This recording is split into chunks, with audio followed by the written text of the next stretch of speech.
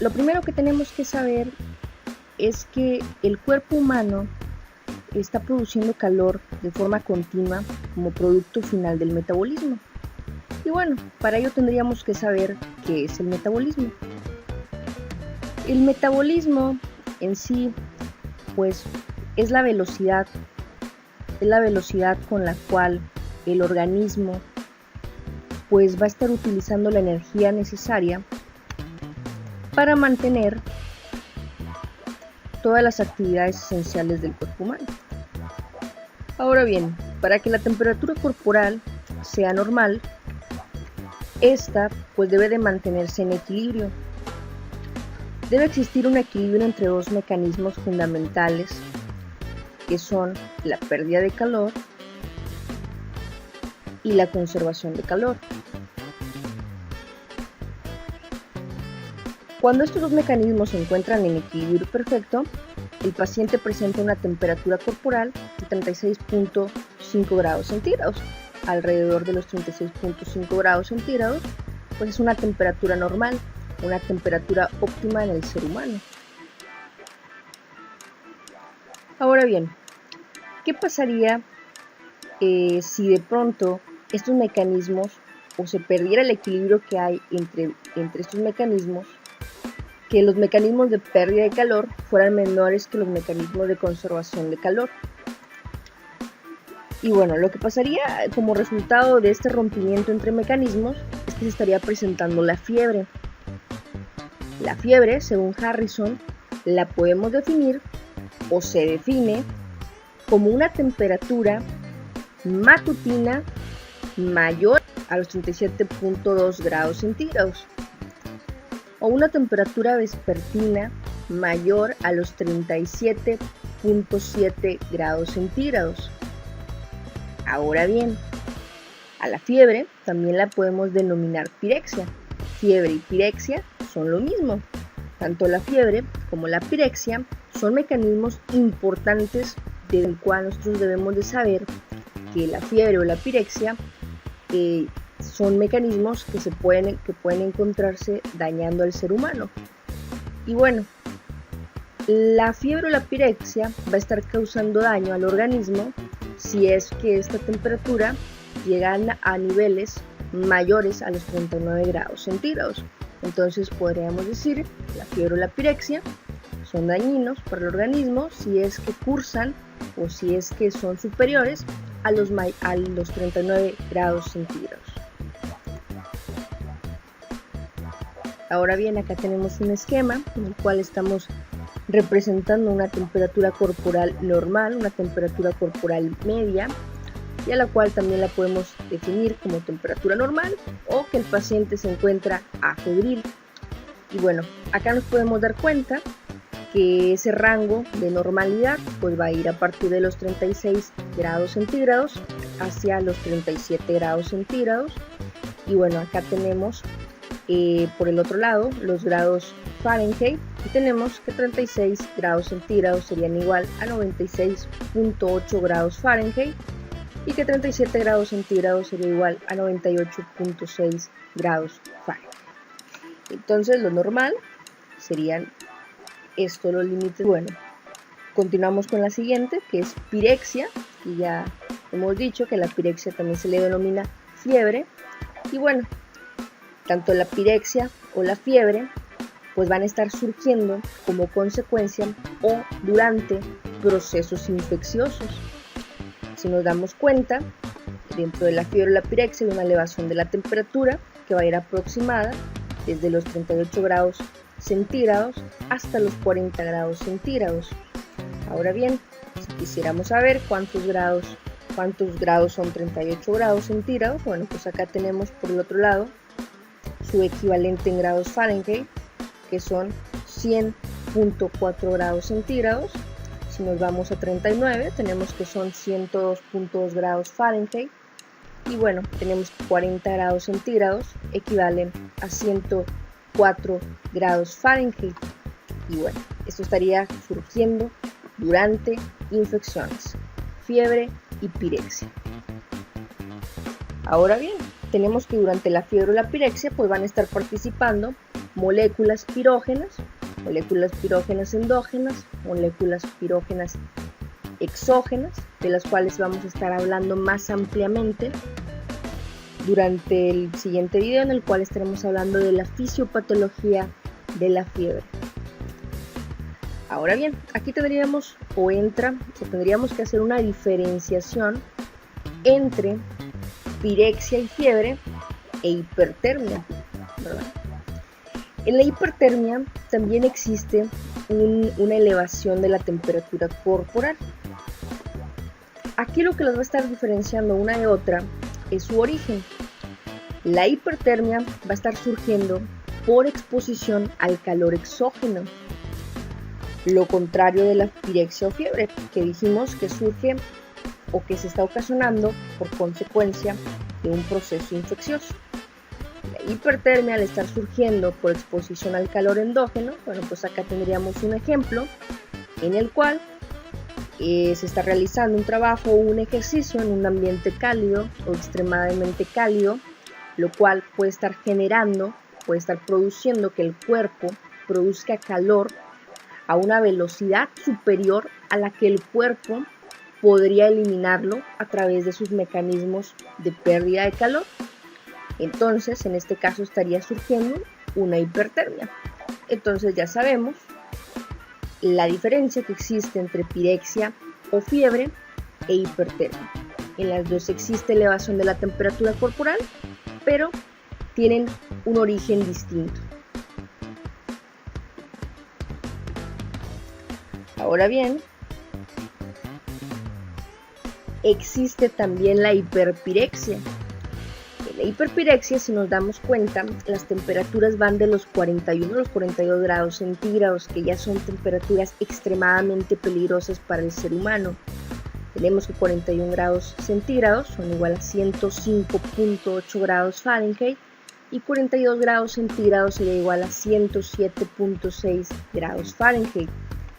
Ahora bien, tenemos que la hiperpirexia es extraordinariamente alta, puede presentarse en pacientes que están cursando con infecciones graves, tales como lo vemos en este ejemplo, en un paciente que está cursando con una septicemia sistémica.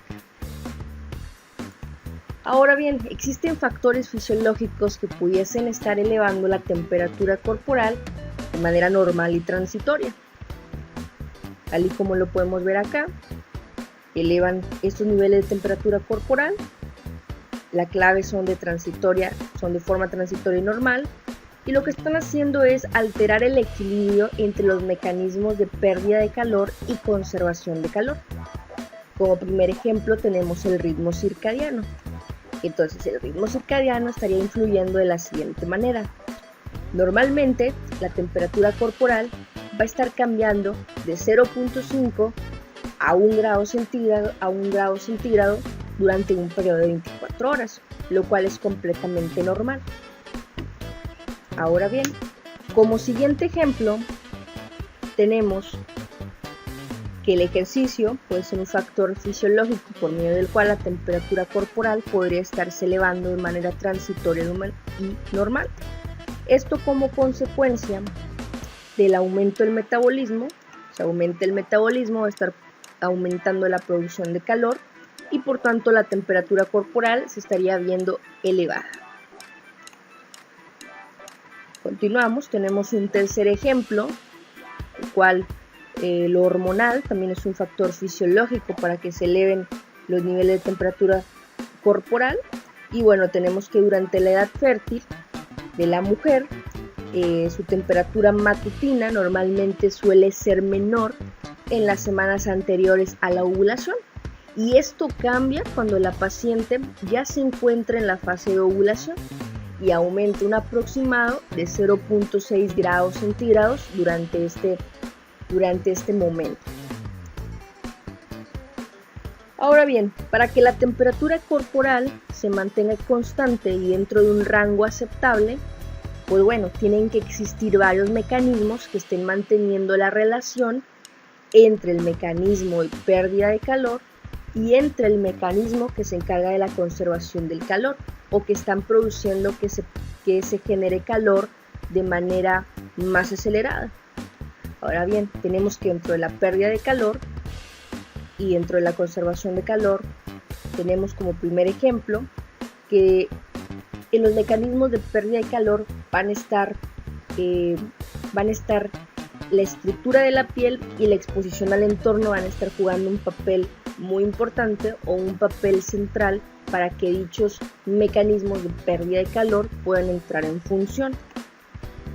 Dentro de los mecanismos de conservación de calor tenemos que el cuerpo constantemente va a estar produciendo calor como producto final del metabolismo, pero también existen otras circunstancias bajo las cuales el organismo puede estar generando esa conservación de calor, o que puede estar expuesto a diversas sustancias, pueden ser sustancias pirógenas que estén generando que el cuerpo genere más calor del normal.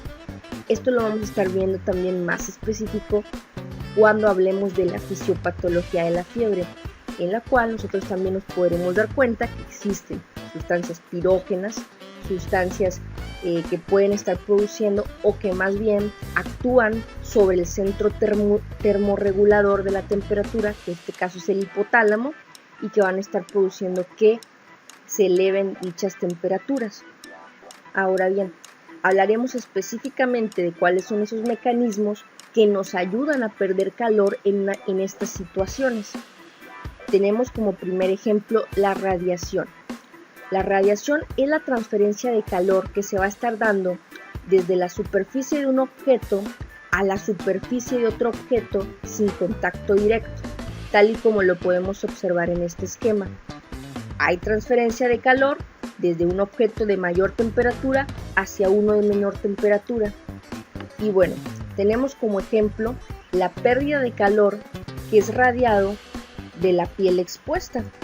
Y bueno, ¿en dónde vamos a encontrar esta piel expuesta? Bueno, la vamos a estar encontrando en zonas con gran suministro de sangre y en zonas donde los vasos sanguíneos se van a encontrar más expuestos. Entonces, como ejemplo de esto, tenemos que una zona que se encuentra más expuesta y con mayor riego sanguíneo, pues tenemos como ejemplo cabeza y cuello. Y bueno, tal y como lo vemos en las imágenes, colocamos compresas de agua fría, tanto cabeza y cuello, como mecanismo para disminuir la fiebre en un paciente. Ahora bien, como segundo mecanismo de pérdida de calor, tenemos a la conducción. La conducción se refiere a la transferencia de calor que se da de un objeto a otro con contacto directo. Un ejemplo de conducción es la pérdida que sufre un recién nacido al estar en contacto con una superficie fría. Tal y como lo vemos en esta imagen, bueno, vemos cómo es que el recién nacido, una temperatura normal, en ese momento 36.5 grados centígrados, pero que al entrar en contacto con una superficie fría, que puede ser una báscula al momento de pesarlo, vemos cómo es que el recién nacido transfiere calor hacia la superficie fría por medio de un mecanismo llamado conducción. Ahora bien, tenemos un tercer mecanismo por medio del cual podemos perder calor. Este se denomina convección. La convección es la transferencia de calor por el movimiento del aire.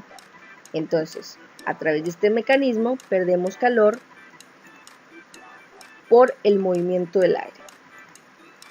Tal y como lo vemos en este ejemplo, tenemos que se pierde calor desde un objeto de mayor temperatura hacia uno de menor por medio del viento. A mayor velocidad, mayor intercambio. Si la temperatura del aire es mayor que 37 grados centígrados, se recibe calor, pero si la temperatura fuese menor, se pierde calor. Entonces, tenemos que la pérdida de calor por convección va a estar aumentando cuando la piel está húmeda y en contacto con el aire. Un ejemplo de esto lo vemos en el recién nacido, cuando inmediatamente se ha producido el alumbramiento. Vemos que el recién nacido se encuentra todavía con la piel húmeda y bueno, es muy importante que realicemos el secado de manera inmediata. ¿Para qué? Para evitar que el recién nacido, que al tener todavía sus centros termorreguladores no muy maduros, pues tiene una dificultad para equilibrar la temperatura, y bueno, nosotros tenemos que apoyarlo mediante la colocación o mediante el secado con mantas precalentadas previamente. ¿Para qué? Para evitar que el recién nacido pierda calor a través del mecanismo de convección. Tenemos un cuarto mecanismo de pérdida de calor, que es la evaporación. Y bueno, tenemos que la evaporación es la transferencia de la energía de calor cuando un líquido se convierte en gas. Y bueno, aquí también podemos aplicar el mismo ejemplo. Y tenemos como último mecanismo de pérdida de calor la diaforesis, mediante la cual, bueno, se va a estar regulando la transpiración o el sudor, y esto va a estar favoreciendo la pérdida de calor por medio de la evaporación. Y bueno, esto lo estaríamos viendo en diferentes fases, o en la fase final de la temperatura, en la cual el organismo ya comienza a tener cambios para poder regular o poder recuperar ese equilibrio entre temperaturas. Y bueno, sería así como esto sería todo con respecto a cómo es que el organismo pierde calor y cómo es que está regulando o manteniendo este equilibrio entre la temperatura corporal. Y bueno, pues en el siguiente video vamos a estar hablando acerca más específicamente de la fisiopatología, cómo es que la conservación de calor de pronto aumenta y o supera los mecanismos de pérdida de calor, y cómo es también que los factores, que hay diversos factores que pudieran estar alterando los patrones de temperatura, y vamos a poder ver cuáles son los diferentes tipos de patrones de temperatura que existen. Y bueno, pues eso sería todo con respecto a esto. En el siguiente video vamos a estar hablando más específicamente de todo lo que nos ha faltado acá. Espero que este video haya sido de tu agrado, y bueno, si te ha gustado, no olvides suscribirte a mi canal para seguir recibiendo más videos de este tipo.